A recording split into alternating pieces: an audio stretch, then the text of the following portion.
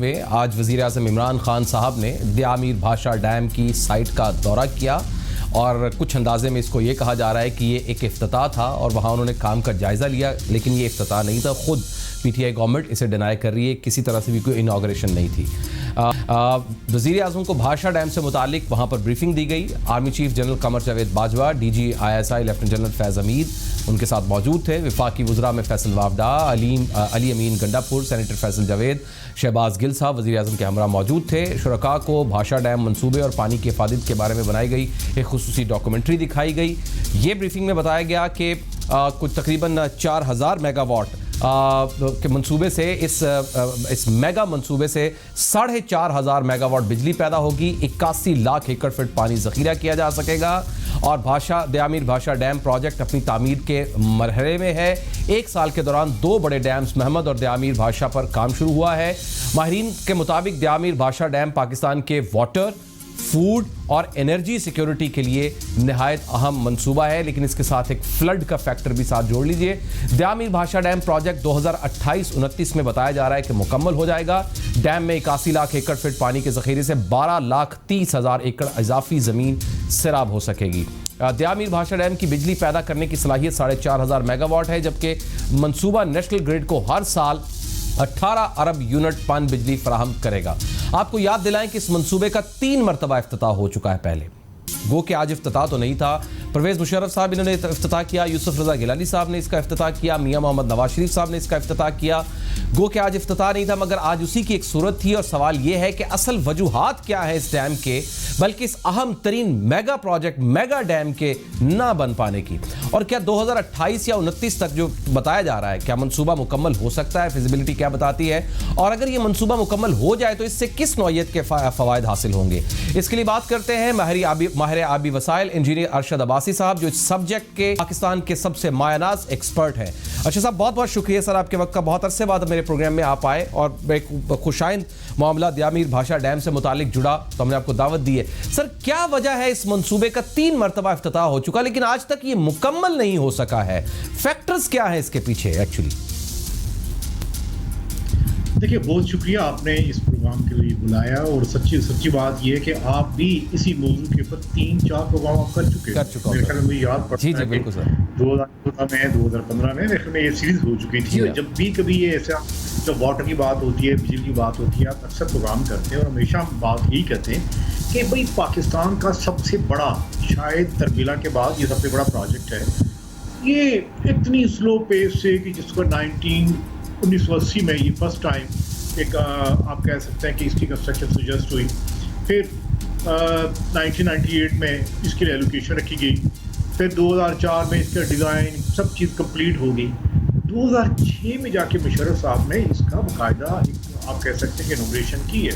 लेकिन ये इतना स्लो चलता रहा कि अगर जो एक जिस तरह परसीव किया गया था कि इसको कैसे बनना चाहिए, मुझे याद पड़ता है कि 2002 में पावर पॉलिसी बनी थी और इसमें ये था कि ये 2016 में जी ये कंप्लीट हो जाएगा। ये हमारी ये लास्ट टाइम ये एक कह सकते गवर्नमेंट पाकिस्तान का डॉक्यूमेंट है जिसमें हर तरह की प्रोविजन बना दी गई थी कि जी ये 2016 में पावर पॉलिसी में कि हमने इसको बनाना है और इससे 4500 मेगावाट हमारी ग्रिड में, नेशनल ग्रिड में आ जाएगा। लेकिन होता क्या है, प्रायोरिटीज हमारी थी, पैसे इसके लिए कितने रखे गए। आप देखें कि पूरे बजट्स में कई बजट्स आपके सामने अगर 2006 से ऑनवर्ड 2 बिलियन, 3 बिलियन, 4 या कभी ज़्यादा हो गए, 50 हो गए, 60 हो गए। लेकिन एक टेक्निकल रीज़न भी थी और वो ये थी, जो बड़ी बदकिस्मती की बात है कि रीसेटलमेंट। गुलाम साहब, यहाँ पे जो रीसेटलमेंट है अनफॉर्चुनेटली, जब वैसे तो इसकी जो कीमत बड़ी आप कह सकते हैं, वहाँ की कीमत क्या होगी, 50,000 कनाल, 60,000 कनाल, लेकिन इसमें बड़ी इम्बेजलमेंट भी हुई है, इसमें हाई प्राइस भी दी गई है और इसमें बहुत देर भी लगी है।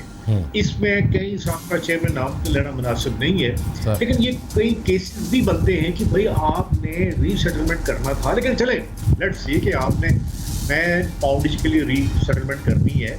मेन वाइल अगर कि स्मार्ट अगर टाइम लाइन इसकी फिट अगर लगानी अगर आपने बनानी थी, तो जो डैम की जो ब्लॉकेज थी या आप कह सकते हैं कि जो डैम का जो असल वर्क था वो तो आप रीसेटलमेंट बाद में भी कर सकते हैं। बिल्कुल सही। आप इसकी जो कॉलोनी है, इसका जो बाकी बाकी जो अलाइन रोड है, ये है, उसमें देर तो नहीं होनी चाहिए, लेकिन प्रायोरिटी नहीं दी गई। जो पेरिफेरल वर्क है, उस वर्क के अंदर मेरा ख्याल है कि हमसे कोताहियाँ बहुत ज़्यादा पाकिस्तान से होती गई, और उसकी वजह ये है कि आज प्राइम मिनिस्टर को जाना पड़ा। ये बड़ी खुशहाल बात भी है कि साथ आर्मी चीफ भी थे और साथ DGI साहब भी थे, कि देखिए कि इस मेगा प्रोजेक्ट जिसकी वजह से, जैसे आपने अपने प्रोग्राम में बड़ी ज़बरदस्त बात की है कि जो डैम का एक काम होता है फ्लड प्रोटेक्शन का। जी हाँ। मैं 2010 में मुझे चांस हुआ कि मैं पंजाब से लेके यकीन करें मैं बदीन तक गया हूँ। जी हाँ। और वहाँ जो की वजह से जो तबाहकारियाँ देखी, और बाद में एक एशियन डेवलपमेंट बैंक ने भी रिपोर्ट बनाई, वर्ल्ड बैंक ने रिपोर्ट बनाई कि हमारा तकरीबन 18 से 20 बिलियन डॉलर का डैमेज हुआ, नुकसान। बिल्कुल ऐसे। अगर ये डैम बना होगा उस वक्त, तो जो स्वात में जो बारिशें शुरू हुई थी, हम उस वक्त वो स्वात रिवर से और फिर तरबेला से हम पानी इंडस को रोक सकते थे, यानी जिस तरह ट्रैफिक एक सिमुलेशंस करके कि अभी पानी को वहाँ रोक सकते थे, और ये जो फ्लड की पीक को तोड़ना था वो पीक ना बनती, और उस वक्त बड़ा एक एहसास हुआ कि काश हमारा ये डैम वक्त पे भरा होता, हमारी एक जो बड़ी डिस्टर्बेंस है ये ना होती। एक तो वो आप सर ये फैक्टर्स आपके बड़े आपने जो पॉइंट्स रेज किए, ये मैंने नहीं अभी तक सुने, ये जो पॉइंट बड़े ज़बरदस्त थे। लेकिन सर एक सवाल ये उठता है कि इतने साल 1980 से प्रोजेक्ट शुरू हो रहा है, 90s के दौर के अंदर से शुरू हुआ, 2020 आ गया सर, अभी भी कहा जा रहा है कि 2028-29 तक मुकम्मल हो जाएगा। आपके ख्याल में क्या वाकई अब जो सर्कमस्टांस है, क्योंकि इसमें अस्करी और सियासी क़यादत एक पेज पर है, दोनों एक पेज पर है, गो कि इसमें FW का बहुत काम होता है, दीगर एजेंसीज का काम बहुत होता है, सिक्योरिटी फैक्टर्स भी होते हैं, अब ये हो जाएगी? और अगर मिसाल के तौर पर अगर हम ये समझे, थोड़ा सा खंगालें इसको, अगर मुकम्मल ना हो तो उसमें क्या हर्डल्स आ सकती हैं आपके ख्याल में?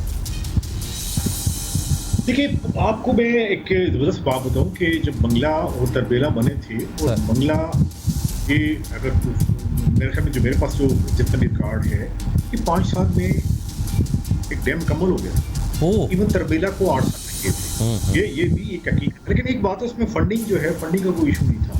हम कभी कशकोल लेके कभी किसके पास जाते रहे, कभी किसके पास जाते रहे, ये भी हकीकत है। हमने फंडिंग के लिए देखिए ADB, वर्ल्ड बैंक या ये जितने जो बड़े जो डोनर्स हैं इसके पास गए थे, किसी ने फंड नहीं किया। और मेरे ख्याल में हमने एक एफर्ट ये भी की थी, जो आपके प्रोग्राम में बता देनी चाहिए कि इसके लिए हमने CPEC को भी कहा, CPEC के भी इसमें शामिल करने के लिए रिक्वेस्ट की थी चाइना को। और मेरे ख्याल में जहाँ तक मेरी मालूमात का ताल्लुक है गुलाम साहब, चाइना ने हमारी रिक्वेस्ट मानी नहीं है। वो रन ऑफ रिवर के ऊपर ज़्यादा इंटरेस्टेड थे। वो उनका जो शायद मेरे भी बड़ी चाइना में चक्कर लगे, और उस वक्त जो बात बाहर निकली थी ये थी कि देखिए जो रन ऑफ रिवर है, ये जो सूखी किनारी है, KPK में है या करोड़ है, जिसमें पानी स्टोरेज ना बिजली बने। देखिए एक उनका जो पॉइंट ऑफ व्यू था वो ये आया था कि ये देखें, पानी से तो आपको पैसे मिलते नहीं है, लोग तो ना कुछ देते हैं, बिजली बड़ी दिलचस्प बात है कि आपको पैसे रिकवरी होगी, तो हमें पैसे कैसे मिलेंगे? तो ये बात शायद फाइनेंशियली उनकी ठीक थी, और इसी वजह से अगर आप देखें तो कास्ट पर मेगावाट जहाँ पे स्टोरेज होती है उसकी बहुत ज़्यादा होती है एज कम्पेयर टू जैसे गाजीपुर होता है, रन ऑफ रिवर है, जैसे नीलम है। ये अलग बात है कि नीलम जिले में भी आपने प्रोग्राम किया था, कहा 84 बिलियन 83 बिलियन से हम 60 बिलियन पे लेके, बिल्कुल ऐसे। असल जो अभी जो टेस्ट केस है, जो इस प्रोग्राम में जो मैसेज भी जाना चाहिए अस्करी क़यादत को भी और साथ सियासी क़यादत को, तो आप जानते ही हैं क्या टाइमलाइन और कास्ट हमारा 2013 का जो एस्टिमेट था 14 बिलियन डॉलर, बिल्कुल क्या ये 14 बिलियन डॉलर में मुकम्मल हो जाएगा या बढ़ेगा? क्या ऐसा कोई सरप्राइज तो नहीं मिलेगा जिस तरह जियोलॉजिकल सरप्राइज मिले थे झेलम में? हाँ, एक मैं इसमें भी बात कहूँ कि यहाँ पे जब 2005 का ज़ल्ज़ला आया था, तो 2005 के ज़ल्ज़ले में थोड़ी सी जो साइस्मिक रीसेटलमेंट बिल्कुल हुई थी, और इस डिज़ाइन का इसका रिव्यू भी किया गया। एक मैं आपको बता दूँ कि हमारे यहाँ नेशनल समझा जाता है कि जी नेस्पाक डील कर रही है, हैंडल कर रही है। नेस्पाक में मैंने भी काम किया, सच्ची बात यह कि 1 मेगावाट से ज़्यादा इनकी कैपेसिटी नहीं डिज़ाइन की। इसीलिए जब 2005 का ज़ल्ज़ला आया तो आप जिसे कहते हैं ना कि न्यू फॉल्ट लाइन अपीयर हुई, और ये एरिया ये भी बात है कि एक्टिव फॉल्ट लाइन्स की। लेकिन मैं यहाँ पे ये भी बता दूँ कि इस्लामाबाद में अगर आप देखते हैं तो मेन फॉल्ट लाइन जो होती है इसके जी। साथ खानपुर डैम है, हाँ जी, थोड़ी सी दूर आप कह सकते हैं, ज्यादा दूर नहीं है, कोई 100 बिल्कुल किलोमीटर तक मिला है। बिल्कुल। लेकिन मैं ये कहूँगा कि आप यकीन करें कि एक फ्रैक्शन तक भी, एक हेयर लाइन भी फ्रैक्चर फ्रैक्शन नहीं है। इवन जो जोकरा था आज़ाद कश्मीर में, उसका जो आप कह सकते हैं कि जो वाटर इनटेक थी, उस इनटेक में हुआ था, स्ट्रक्चर कुछ प्रॉब्लम नहीं हुआ। पाकिस्तान में एक ये बड़ी अच्छी बात है कि हमारा डैम सेफ्टी में रिकॉर्ड एक्सीलेंट है। एक बात करता चलूँ कि हमारे पास जितने छोटे मोटे डैम बना के 84 है, अभी तक हमारा कोई डैम बड़ा ब्रीच टूटा नहीं है। जबकि अभी अक्सर बात करते हैं जी इंडिया ने डैम बना लिए, इंडिया के 7 बड़े मेजर डैम ब्रीच यानी टूटे। डैम का टूटना इज अ डिजास्टर। Disaster, जी, जी। चाइना में भी 2-3 सूबों में उनके डैम टूटे, बहुत बड़े टूटे, उसको बड़ा डिजास्टर दिया है। तो जो 2005 का ज़लज़ला आया था, डिजाइनिंग फेज को थोड़ा और टाइम लग जी गया। हाँ। और मेरा ख्याल है ये जिस तरह इसमें फ्रेंच भी हैं, इसमें इटालियंस भी हैं, जिनका एक बड़ा रिकॉर्ड है, बिल्कुल, मेरा ख्याल है अब ये जिसे कहते हैं ना वाटर टाइट स्ट्रक्चरल डिजाइन, जी जी, ये बात है। All right sir, all right sir, last की जो बात है, जी सर, ये मेरा ख्याल है कि आप जैसे जो मीडिया के लोग हैं वो भी देखेंगे कि बताएं जी कि आपने इस फेज में, इस फर्स्ट फेज में फॉर एग्जाम्पल कि आपने ये काम करना था, फाउंडिश करनी थी या अभी ये स्ट्रक्चर बनाना, इसकी कास्ट आपने ये रखी थी, क्या वो कास्ट वैसे ही है जैसे आपने कहा था या एक्सीड करना एक्सीड करी? बहुत शुक्रिया sir Arshad, thank you very much sir, very wonderful from your side, always you give me very wonderful information जो कहीं नहीं होती है। बहुत शुक्रिया sir, thank you very much sir. एक ब्रेक लेते हैं नाज़रीन,